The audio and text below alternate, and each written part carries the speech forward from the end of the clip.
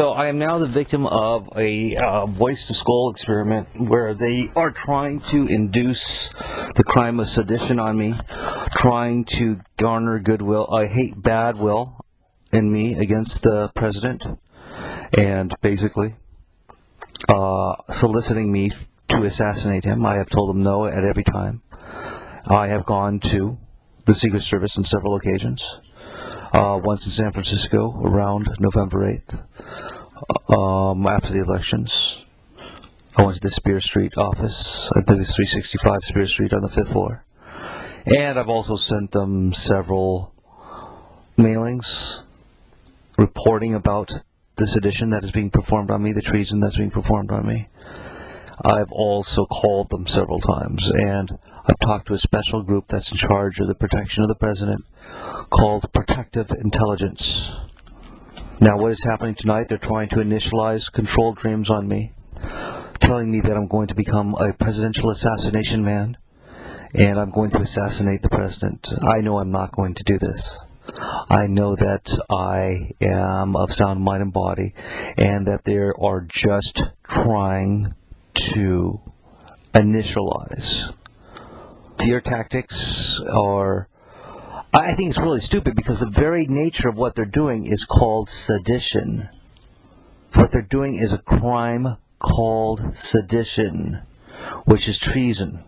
They cannot try and make someone even suggest to them that they want them to kill the president, but that's what they're doing to me. They're saying, David, we want you to kill the president for us. David, we want you to kill the president for us. David, we want you to be a presidential assassinator. And I'm going, my God. This is done through microwave action technology. I hear it in my ear. It's a well-known technology. I've discussed it with Duke University Professor Blake Wilson. It's also being done with sub-vocalization stimulation to my sub-vocalization process. Why they're doing it, I don't know.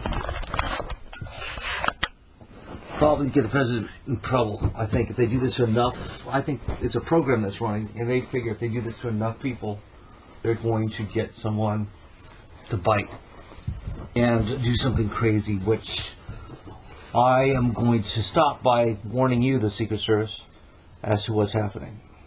I'm sure you'll investigate this and stop this terrorist group that's working within America. Now they say this is not a terrorist group. Now they're saying it is a terrorist group. Now they're saying they're recording this forever and forever, and they want it on record that I've said these things. I think they're trying to make me believe that I said I was going to do something, and they were going to present it to Secret Service as a way of threatening me now. They keep jumping back and forth between their techniques, which is very, very crazy. But, you know, I am recording all of this, and this tape is going to be made available to the Secret Service.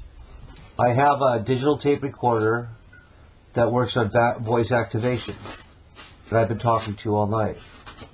No way we're going to be able to stop him from recording us.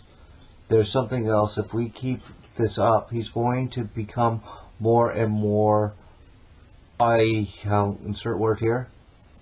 I'm trying to extract information. I have nothing to say to you, David Huber. See that he is going to be a problem for us. He is not going to stop. He is not going to stop. He is going to be a problem for us. I've got to stop again. He's recording me. Know that we have been watching him for a long time, and that we know that he will be a person that we have to take into consideration. We might have to assassinate him as well as the president. Who are you, the NSA? Who are you, some sort of special group? What, human intelligence? Who are you? I'm not going to tell you who we are.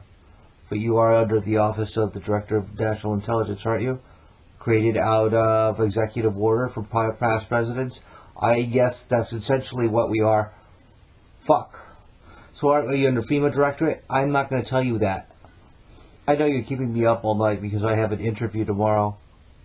And because I'm calling the President's office or the Secret Service and I'm letting them know what you're up to. But what I find very interesting is that you think it'll bother me tomorrow.